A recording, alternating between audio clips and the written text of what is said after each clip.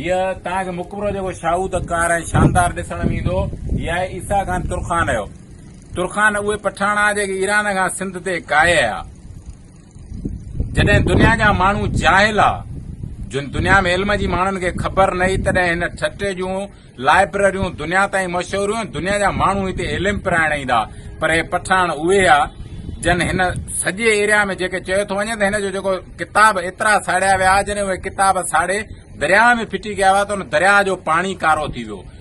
एतिरो इंसाननि जो क़तल थियो। इंसाननि जे क़तल थियण खां पोइ जेके हिन नारनि ते जेके डांद ऐं उठ ॿधल आहे उहे बि हिननि क़तल कया। पर तव्हांखे उन दौर जे सिंधी माण्हुनि जी जेके सेक्युलर हुजण जो सबूत वॾो मिलंदो त हिन धरती जा जेके हक़ीक़ी वारसा तव्हांखे ढोला दरिया खां ॾेखारे थो। उन जो जेको मुकबरो आहे उनजी छत कोन्हे का, पर हिननि जे मथां मुकबरा ठहिया पिया आहिनि, छतियूं आहिनि। अॼु ॾींहं ताईं हिन मुकबरनि जी कंहिं सिंधी माण्हू बेहरमती न कई आहे। तोड़े जो हे धरती जा गद्दार आहिनि, वतन जा गद्दार आहिनि, हिन मथां हुकूमतूं कयूं।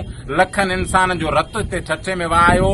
किताब लाइब्रेरियूं साड़ियूं, बाज़ारूं साड़ियूं, इंसाननि खे तकलीफ़ूं ॾिनियूं। उन दौर में हिननि जे सॼे हीअ जेको मुकबरो तव्हां पोयां ॾिसंदा, हिननि जे सॼे खानदान जूं क़बरूं हिन में अंदरि आहिनि मौजूदु। हे शाहूकार क़िस्म जो मुकबरो अॼु ॾींहं ताईं ठहियल आहे। सिंधी माण्हुनि अॼु ॾींहं ताईं हिकु पेन जो लीको हिनखे न ॾिनो आहे। उन दौर खां वठी अॼु ॾींहं ताईं अॼु जे दौर ताईं सिंधी माण्हू सेक्युलर रहिया आहिनि, मोहबत कंदड़ रहिया आहिनि, वतन दोस्त रहिया आहिनि। अॼु ॾींहं ताईं सिंधी माण्हुनि जे मथां इहो ब्लेम लॻो वेंदो आहे त ही गद्दार आहिनि, ठग आहिनि, हीअं आहिनि। जेकॾहिं सिंधी माण्हू इहे हुजा त पोइ अहिड़नि दाइरनि गद्दारनि ऐं हिन लुटेरनि जे अहिड़ा मुकबरा हिन सिंध जे धरतीअ ते अॼु ॾींहं ताईं न हुजनि हा। तोड़े जो सिंध रड़ियूं कंदे पुकारींदी रही हुजे त हिन गद्दारनि जूं क़बरूं हिन ठटे में न हुजनि हा।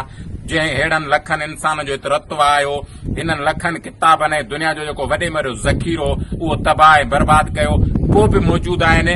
ख़ूबसूरत सभिनि खां वधीक मुकबरा हिननि जा तव्हांखे ॾिसण ईंदा, जिन ते चित्रसाली थियल हूंदी। अॼु ॾींहं ताईं बि हिननि जे मथां महिनत जेका थिए थी उहा सभिनि खां वधीक थींदी। हिन एरिया जो साथीअ सां NSF सिंध जो पाकिस्तान जो सदर सां गॾु मौजूदु आहे, जेको हितां जुंगशाही जो असुल रहाकू आहे, कामरेड असांजो साहिर आज़ाद पली जो। उन बाबति हिन बाबति हिन खां बि थोरी घणी मालूमात वठंदासीं। साथी हिन बाबति तव्हां कहिड़ी मालूमात आहे?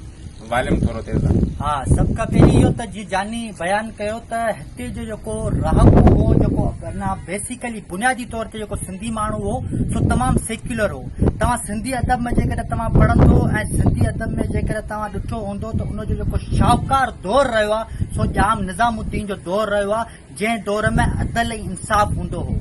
जीअं पहिरीं जानी तव्हांखे ॿुधाए चुका त जाम निज़ामुद्दीन सुबुह में पंहिंजे घोड़े जी पुठियुनि ते हथ हणी चवंदो हो त अहिड़ो को ॾींहुं न अचे जॾहिं तोते चढ़ी के मासूम जो खून वाहियां।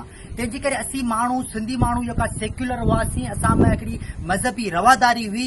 पर हीअ जेको मक़बरो तव्हां ॾिसो था, इहा असां ते काबिज़ अची थिया, तुरखान आया, अरगूनन आया, जिन अची ठटे में क़त्ल आम कयो, ठटे खे साड़ऊं। एतिरे क़दुरु जो चवंदा आहिनि त माईअ जी पेट में जेका ॿार हुआ उन्हनि खे बि कढी उन नेज़नि ते टंगियो ऐं उहो सॼो क़त्ल आम हुननि कयो। ऐं जेको ठटे जी जेकी सूंहं हुई, ठटे जो जेको इल्मु हो उन्हनि खे हुननि बर्बादु करे छॾियो।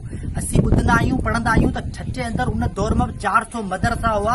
जॾहिं दुनिया अंदरि जेको आहे सो माण्हुनि वटि इल्मु कोन हो, उन टाइम ते ठटे में 400 मदरसा हुया। उनजे करे ठटो तारीख़ी तौर ते तमामु शाहूकार रहियो आहे। उनजो मिसाल हींअर पाण वठंदासीं त पीर हसामुद्दीन राशिदी बि हिते दफ़न आहे। उन पंहिंजी वसियत कई हुई त मूंखे मकली ते रखिजो। एनीमर शिमिल जेकी जर्मन जी माई हुई, जंहिं ते लकीफ़ ते ऐं जेको आहे सचल ते PhD कई, उहा माई बि उन जी वसियत हुई त जॾहिं आउं फोत थी वञा त मूंखे मकली ते दफ़न कजा। पर बदकिस्मती सां उहो उते फोत थी हुई, उहो जर्मन में फोत आहे, दफ़न आहे। पर हिते हुनजो इज्तमाही क़बर जेको आहे सो ठहियल आहे मकली ते। तंहिंजे करे हीअ जेकी इलाइक़ा आहिनि, हीअ जेको आहे सो माण्हू सिंधी माण्हू उन खे वधि खां वधि पढ़े ऐं वधि खां वधि उन ते रिसर्च करे। तारीख़ बि पढ़ो, तहक़ीक़ बि करियो। नाअहल हुकूमत नाअहल हुकूमतूं अहिड़ियूं हूंदियूं आहिनि जिन जा चिटा सबूत आहिनि। लखनि ऐं किरोड़नि में हिते मुकबरा ऐं क़बरूं आहिनि। हिक ते बि पटी लॻल कोन्हे का त क़बर कहिड़े दौर जी, कहिड़े सन जी ऐं कहिड़े माण्हू जी आहे। उन दौर जे इंसाननि एॾी वॾी महिनत जिदोजहद करे उन ते चित्रसाली कई आहे। पर हिन दौर जे हुकूमतूं अरबे रुपया खरबे रुपयनि जी करप्शन कंदड़, न हिते जे माण्हू जे लाइ न पाणी जो बंदोबस्तु आहे, न रहण जो, न वेहण जो। लखनि जे तादाद में हिते माण्हू अचंदा तफ़रीह लाइ। उन्हनि माण्हुनि जो हिते जॾहिं आउं आयो आहियां त मूंखे महसूसु थिए त आउं उन पठाणनि जे दौर में हिते ठटे में बीठो आहियां। अॼु बि मूंखे ठटे जो उन्हनि बाज़ारनि में उन्हनि किताबनि जूं सड़ियल भूई अचे थी ऐं उन दौर जे इंसान जे बेगुनाह वहंदड़ रत जी ख़ुशबू अचे थी। उमीद त तव्हीं सभु गॾु ख़ुशि हूंदा ऐं आबाद हूंदा। असांजे वीडियो हाणे असांजे यूट्यूब चैनल लाइ रुडो तराडी खे सब्सक्राइब कजो ऐं बेल आइकन जे बटन खे दॿाइजो त जीअं अॻिले वीडियो नोटिफिकेशन तव्हां ॾे पहुचाए सघूं। हक़ मौजूद GSN।